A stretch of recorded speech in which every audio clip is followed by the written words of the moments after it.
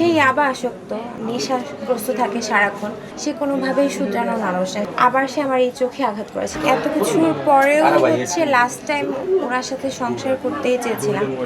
আপনাদেরকে ডেকেছিলাম, ডেকে press conference করার পরে সব কিছুর পরে আমি সংসারটা করতে চেয়েছিলাম বিধায় আমি আরেকবার তাকে সুযোগ দিয়েছিলাম। কিন্তু সে আমাকে লাস্ট 4 দিন যে তার বাসায় ছিলাম ওই দিনও খুব বাজেভাবে মারামারি করে, আর সেটা লাইভে আপনারা দেখেছেন। সংসার তো সবাই চায় যে বারবার সুযোগ দেওয়ার, সো আমি সেটাই করেছিলাম। বাট এটাই আমার মানে শেষ সুযোগ ছিল তার জন্য।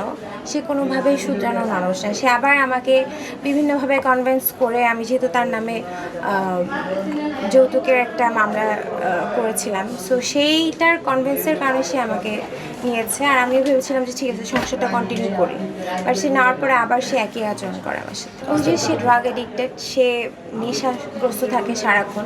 জীবন অবাক না করলে কে করবে? 28% মিল্ক ফ্যাটের অবাক করার সাথে ফ্রেশ মিল্ক পাউডার। জীবন অবাক করুক প্রতিদিন। সে অ্যাবনর্মাল থাকে। সে হচ্ছে আমাকে ওই দিনও নিয়ে একই কথা কনভিন্স, যৌতুকের টাকা যেটা সে আগে আমার কাছে চেয়েছিল, অন রেকর্ড আপনাদের কাছে আছে। সো এটার জন্য সে বলতেছে যে দোকান দিতে হবে তার। সে নেওয়ার পর থেকে আমাকে প্রেশারাইজড করতেছিল। সো এটার জন্য এক কথা দুই কথা তার সাথে আমার কথা মিলতেছিল। আমি বলছি এই মুহূর্তে আমার কাছে দেওয়া পসিবল না। তখন সে বলে যে তুমি যদি এটা না করো তাহলে আমি সুইসাইড করবো। সে যখন এটা বলে আমি তার বাসায় যাই। বাসায় যাওয়ার পরে তাকে দেখি সে লাইভ করতেছে, লাইভে এগুলো বলতেছে। বলার পরে বাকি যতটুকু সেটা তো আপনার লাইভে দেখেছে। সে ইয়াবা আসক্ত, আমি জানি। সে ওয়াশরুমে গিয়ে, আমি যখন তার সাথে থাকতাম, সে আমার আড়ালে গিয়ে ওয়াশরুমে গিয়ে খেত। তখন তার যে মানে যা দিয়ে খায় ওগুলো দেখতাম। আমি আগেও বলেছি ইন্টারভিউতে সে কী কী খায়। আবার সে আমার এই চোখে আঘাত করেছে, যেহেতু আমি মডেলিং করি, প্রফেশনালি করতাম। সো সে বারবার আমার মুখেই হিট করে, মুখটাকেই সে নষ্ট করে দিতে চায়। তারা ফুল ফ্যামিলি আসলে এরকম। সো ওনাদের সম্পর্কে আসলে কিছু বলতে চাই না, ওনারা যেহেতু আমার মানে মুরব্বী মানুষ, আমি ওনাদের সম্পর্কে no comments. But I personally don't respect this family. সে আমাকে বারবার একই কথা বলতেছে, আমি যেন মামলা উঠায় ফেলি। মামলা ওঠানোর কথা বলতেছি। আমি ন্যায় বিচার চাই, সে যেন এরকম পরবর্তীতে কারোর সাথে না করে, যেটা আমি আগেও চাইতাম। আপনি কি আপোষ করবেন না? না। আসামি পক্ষ একটি জামিনের দরখাস্ত করেছেন গতকালকে বিজ্ঞ সিএমএম আদালতে।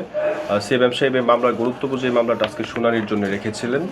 তো আমরা বাদী পক্ষ এই মামলার জামিনের ঘোর বিরোধিতার জন্য একটি দরখাস্ত সহকারে বাদীর উপস্থিতিতে বিজ্ঞ আদালতে আজকে জামিনের বিরোধিতা করবেন এবং আসামি পক্ষের আইনজীবী মামলার গর্ভে যেটা উল্লেখ আছে মূল বিষয়বস্তুর বাইরে যে অনেক অবান্তর স্টেটমেন্ট দিয়েছেন এবং আসামি পক্ষের আইনজীবী আমার বাদীকে ব্যক্তিগতভাবে আক্রমণ করার চেষ্টা করেছেন, যেটা আসলে আদালত নিজে থেকে এক্সপান্স করে দিয়েছেন যে ব্যক্তিগত আক্রমণের দিকে না যেতে।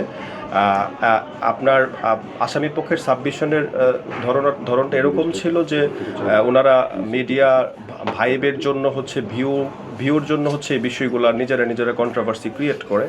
তো আমি বাদী পক্ষে যেহেতু ছিলাম বিজ্ঞ আদালতে, আমি জিনিসটা একটা জিনিস পরিষ্কার করেছি যে আমার এই বাদিনী মূলত কোনো কন্টেন্ট ক্রিয়েটর না, উনি একজন ফ্যাশন মডেল। সুতরাং উনি ভিউ কামানোর জন্য এরকম কন্ট্রোভার্সি ক্রিয়েট করার কোনো প্রয়োজন নেই। আর মানুষ আসলে কন্টেন্ট ক্রিয়েটর হোক বা আপনারা যারা অনলাইন জার্নালিজম করেন বা আমরা যারা আছি সবাই হিউম্যান বিং। আমাদের গায়ে যদি কেউ টাচ করে, এটা কন্টেন্ট ক্রিয়েটর যেমন ব্যথা পায়, আমিও ব্যথা পাই, আপনারাও ব্যথা পান। তো এটা একটা ক্রিমিনাল অফেন্স ঘটেছে এবং এই ঘটনাটা আপনারা মামুন তার একটা পেজ থেকে সরাসরি সম্প্রচার করেছে, যেটা সারা পৃথিবীর যারা বাংলা ভাষাভাষী আছেন সবাই দেখেছেন।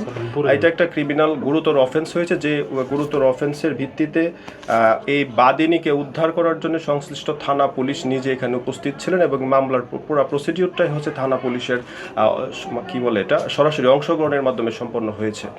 এই টোটাল এই বিষয়ের গুরুত্ব বুঝে এবং বাদিনীর যে জখম, অতীতেও এই বাদিনীকে বিভিন্ন ধরনের ফিজিক্যাল অ্যাসল্ট করা হয়েছিল, এই সকল স্থির চিত্র এবং ভিডিও চিত্র বিজ্ঞ আদালতে আমরা সাবমিট করে মামলার গুরুত্ব বুঝে এবং আসামির এই প্রফেশনাল অফেন্ডার, সে হেবিচুয়াল অফেন্ডার, এই গুরুতর বিবেচনা করে বিজ্ঞ আদালত আসামির জামিন বাতিল করে তাকে জেল হাজতে রেখেছেন।